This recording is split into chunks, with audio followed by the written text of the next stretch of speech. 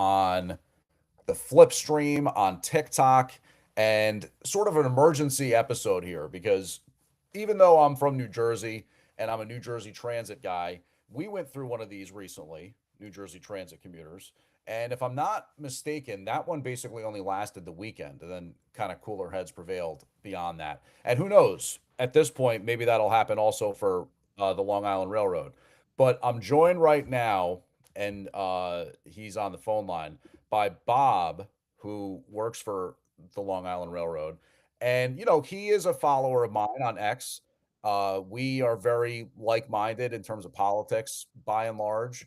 And this whole Long Island Railroad issue is kind of, I think, in a weird way, traversed political lines to an extent because it's so hyper local. It's so the kind of thing that you actually do really care about from a news and a political perspective, as opposed to the stuff that when it's on Fox News and CNN, you're like, all right, whatever, it's all part of the game, but I'm not really that vested in it. With upwards of 200,000 whatever people that maybe can't get to work tomorrow, it's obviously a big deal for everybody. And even as a New Jerseyan, I kind of, feel a certain type of way about what Long Island Railroad commuters are going to have to go through. So anyway, I'm joined right now by Bob, who is a great guy and a friend and a guy who I'm getting to know more in terms of this whole social media connection stuff.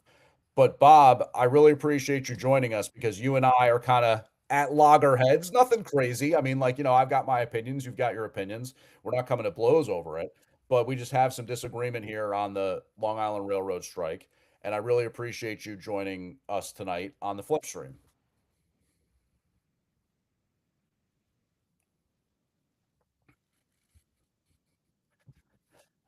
Yeah, absolutely. And I know from just talking with you off the air that I can learn a lot of stuff from you because I think my anger, my frustration, my sort of response to the Long Island Railroad situation largely comes from a place of feeling like the union or unions in this case, and I know there's a lot of them and they don't necessarily all factor into this particular strike.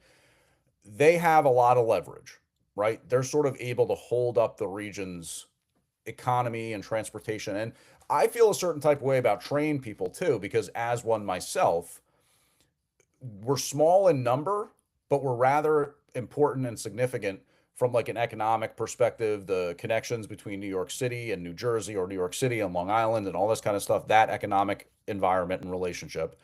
And the people who work for Long Island Railroad, in many ways and in many cases, may actually be better off financially than some of the people that have to ride that rail back and forth every day because of the union structure and the way in which people have built in raises and they already start out at a certain level and the benefits are really good. And again, it's not to say that I'm hating on the people who work for the railroad and are able to kind of make a living doing that. I think that's great. And obviously, I'm all for mass transit and the ability to get to and from work. I just don't think that any public union should be striking and holding up the entire region when it comes to the ability to get to and from work. So, anyway, I've said a lot there. The situation's a lot more nuanced than that. I can accept that. I understand that. And I'm going to let Bob chat for a second here because I know you probably feel a little bit differently about just like union tactics and like kind of how that power equation has to work itself out, whatever. I'll let you have the floor.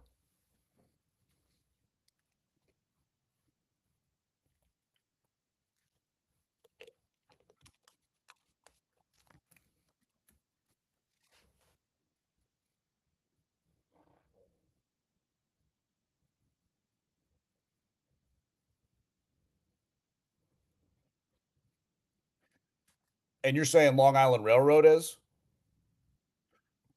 Right, right. But at the same time, it's also true, isn't it, that the a lot of what is being spent on Long Island Railroad is for labor costs. I mean, it's not like they're getting new rail cars all the time or, putting a ton of money into new stations or whatever other trappings there might be. I mean, it's mostly just kind of a financial equation that keeps itself running by the skin of its teeth.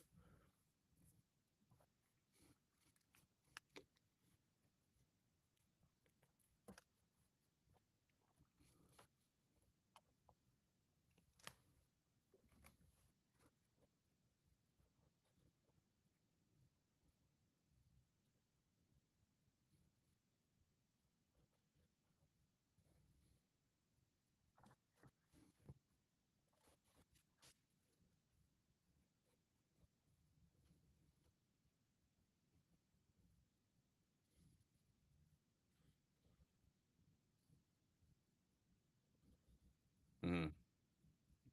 Yeah, yeah.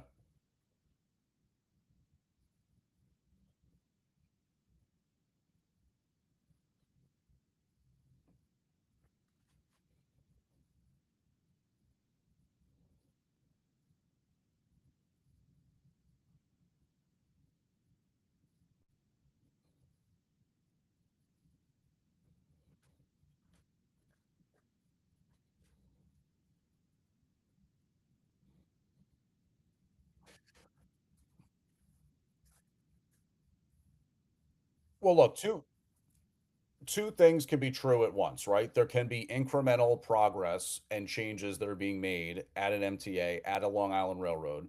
And at the same time, there can be so much problematic stuff that's going on with this transit agency and just government in general. Rob, this is where we can kind of like, enjoy our shared political leanings, right? Like I have no problem destroying Kathy Hochul and just the way that the state spends money and the fact that everything's kind of completely out of control and that there's never any rein in on any of that. My position is just this: when it comes to working for Long Island Railroad, you have a good job, you work for the state, it's not going to go out of business, right? You know that your job is going to be there tomorrow. There's a lot of people that don't necessarily have that. And they don't necessarily get a raise, period. I saw some people that were arguing with me today saying, well, how would you feel if you hadn't got a raise in 3 years? I had plenty of 3 years where I didn't get a raise. You know what I mean? And again, it's not to say that I begrudge anybody who is doing well or making more money. And obviously, I understand the insipid tax that is inflation and just cost of living in this area. And obviously, Long Island Railroad workers have to pay it to live in this area too. So it's a double edged sword. I just think that the concept of not running the trains is really unacceptable to me. Like, I just think that the conditions would have to be so bad, so dire, that you'd have to stage some sort of a walkout protest in that respect. Not sort of like, oh, negotiations aren't really going the way we want, and we're not going to get that 5% raise as opposed to three. F you guys, we're not going to run the trains on Monday. To me, that's almost like stabbing in the back the whole situation that you're in part of, that you're enjoying. And it's not to say that I think New York City is great or New York is great or that the government is great or that any of it is going that well from a management perspective. I would probably agree with you on a lot of that. But I just can't get there on a strike. Yeah.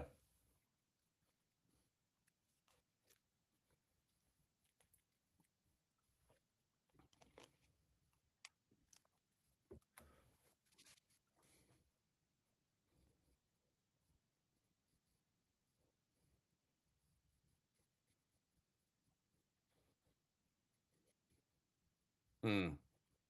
Hmm.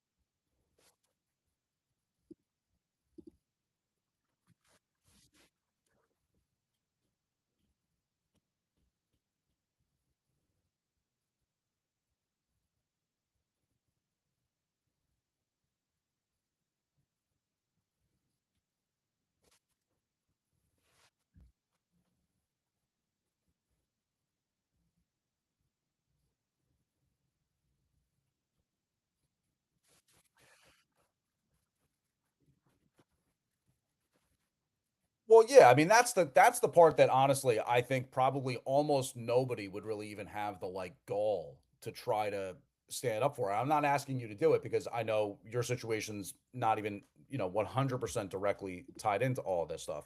Is that it's like 5% versus 3%, and it's a raise. in the third year or fourth year or whatever. Like that's what we're talking about. Like that's what's going to hold up a potential deal. That's the part that I think has people feeling a certain type of way. And it's just it's challenging to think about it from the perspective of somebody who just wants to get to work on a Monday. You know what I mean? Like that's the thing.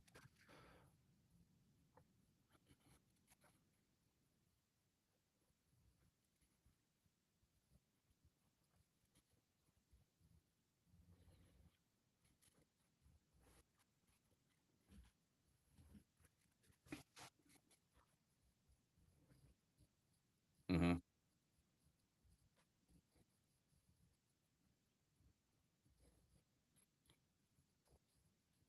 No question. No question. Yeah, go preach.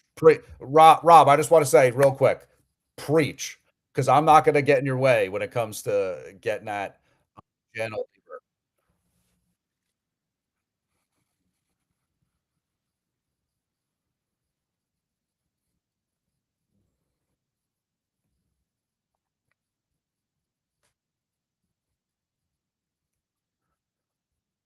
Right.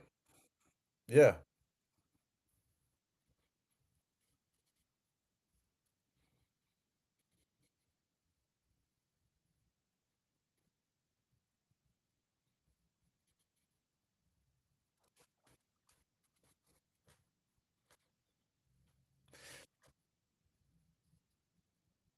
Yeah. I, you're totally speaking now you're totally speaking my language, and now is where we're again politically aligned, because to me the one thing that I was really really hoping for in terms of the ability for the federal government and the state government to sort of play nice during Trump 2.0 was I was hoping that maybe Trump would say, look, I've had a lot of success with the Doge thing, trying to cut down on wasteful spending, looking at fraud, all this kind of stuff. We got to audit the MTA. We got to bring somebody in from the Doge type atmosphere, figure out why this situation is such a mess, such a disaster, and try to get to the bottom of it and let the chips fall where they may. If it means that there is a lot of unnecessary spending on things like overtime and certain senior salaries or whatever in the whole offing of the MTA and the LIRR Metro North New York City Transit whatever, then we'll go down that route. But I just think that the truth of the matter is that that's never going to happen. The MTA and Jan Lieber and Kathy Hochul, no question about it, they're as much to blame for this as anybody. My thing is, and this is almost probably part of it to an extent, Bob, is when we were offline, we were talking about how you were like, hey, look, a lot of these people probably sympathize or feel a certain type of way politically and would even probably agree with me on like a lot of politics, for example. Yeah, but then that's why it's like a stab in the back. It's like, really, I see the numbers that you guys make when it comes to like being a senior level engineer or like mid level engineer. They're not underpaid. They are getting a pension. Who even gets that anymore? And then they're going to stop the trains from running. It's just like, it feels like a stab in the back, if I'm being honest.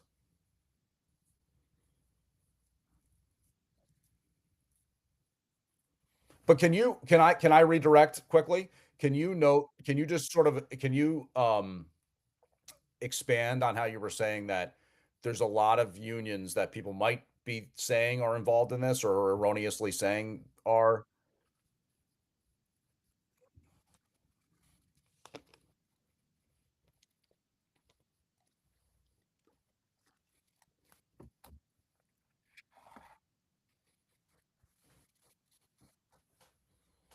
and also, would you say that,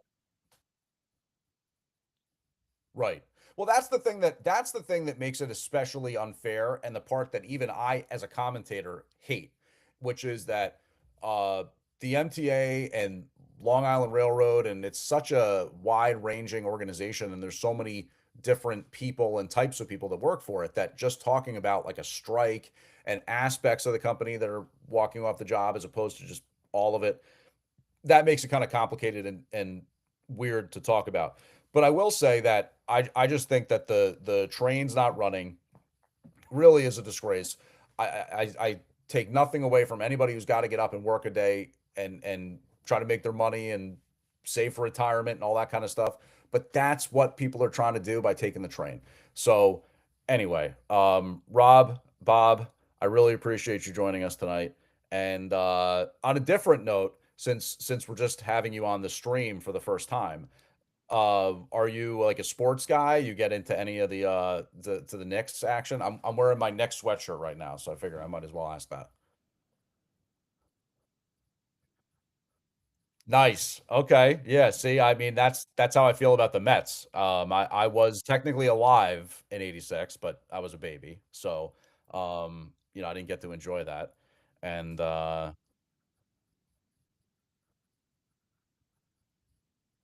really? Okay. So are they pumped about the White House fight, the one on the lawn?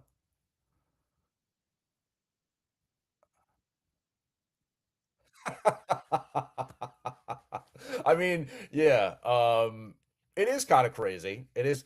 I think I don't necessarily give SNL a lot of points, but the guy who plays Trump was like, it's going to be super white trash. We're going to have a fight out on the front lawn.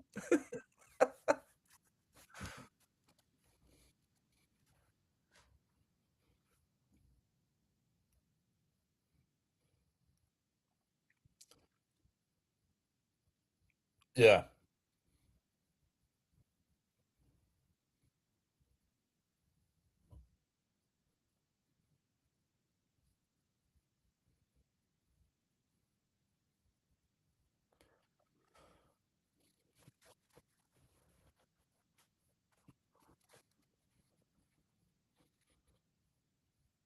right.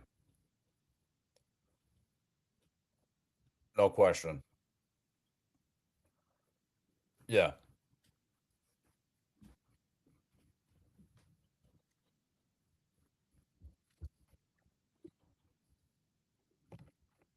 Hmm.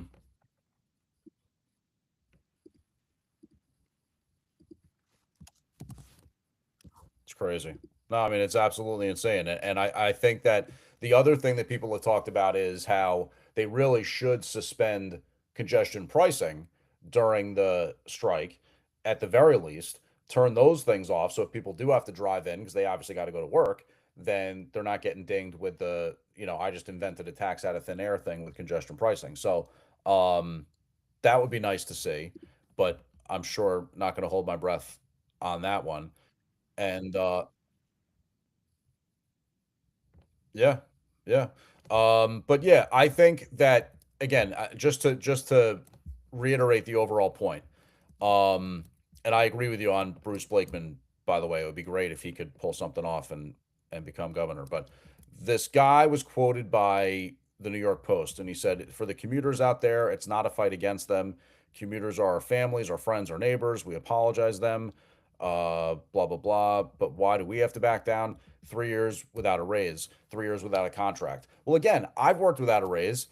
I've worked without a contract and waited for years for a contract. I mean, it happens. You know what I mean? Like even in union situations. And this guy notes he doesn't make $420,000 like Jan Lieber. Well, let me say this much: it is an absolute disgrace that Jan Lieber makes for.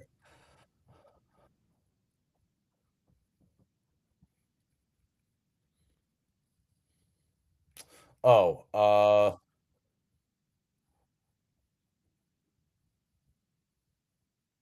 oh yeah, yeah, hmm,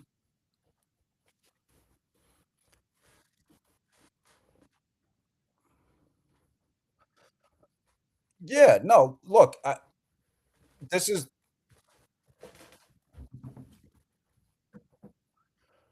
It does have to be balanced. It does have to be fair. You have to have moderation and understanding of everybody in all sides. I think you make really good points, and I did like that tweet from that guy because he was talking about because from a New Jersey perspective, it's kind of similar, right? Like we've got New Jersey Transit, and the ability to kind of get back into the suburbs and then get into the city. I marveled at that as a teenager. When I was 17 or 18 and first working a job as a title insurance intern, I was like, wow, this is something I'd like to work to be able to still be able to do when I'm older. Like the ability to go into the city and then come back, have trees overhead is something really nice. And I was just out. on Long Island this weekend because my good buddy lives out there, and we were all getting together, some college friends, and I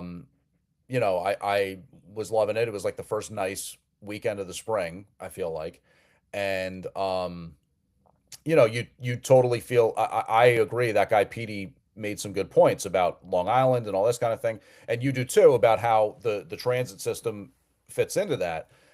That's almost like my overarching point is like, look, I feel like it's got to get bad, really bad, for you to go on strike. That's just my point. And I think that anybody's probably going to have a disagreement on that no matter what the situation is, right? No matter what the dispute is or whatever. You're going to say, no, it wasn't the right time to do it. Someone else would say, yes, it was. So I do understand that.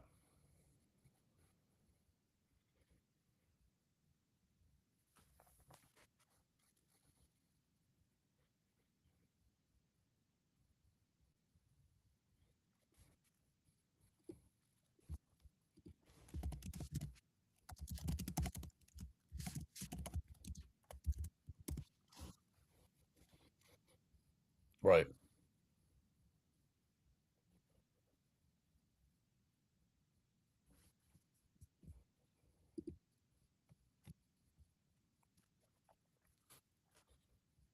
Mm.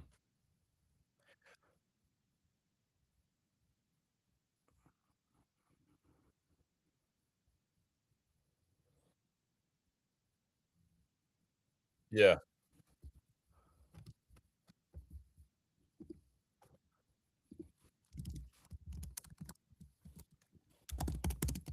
And I hear you, man. And I appreciate, yeah, right. Right, right. And by the way, I really appreciate the fact that I can tell, you're a hardworking guy, a guy who's just trying to raise his family, a guy who didn't ask for something like this to come his way.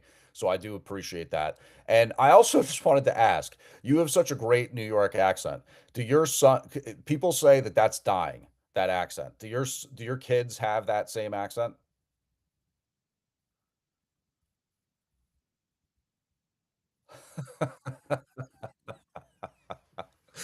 Yeah.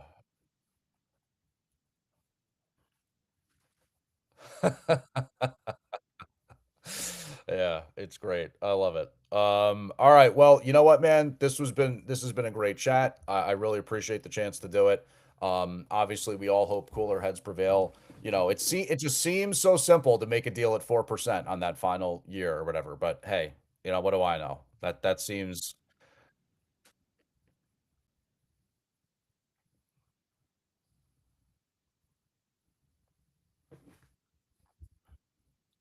yeah. No, no, it's true.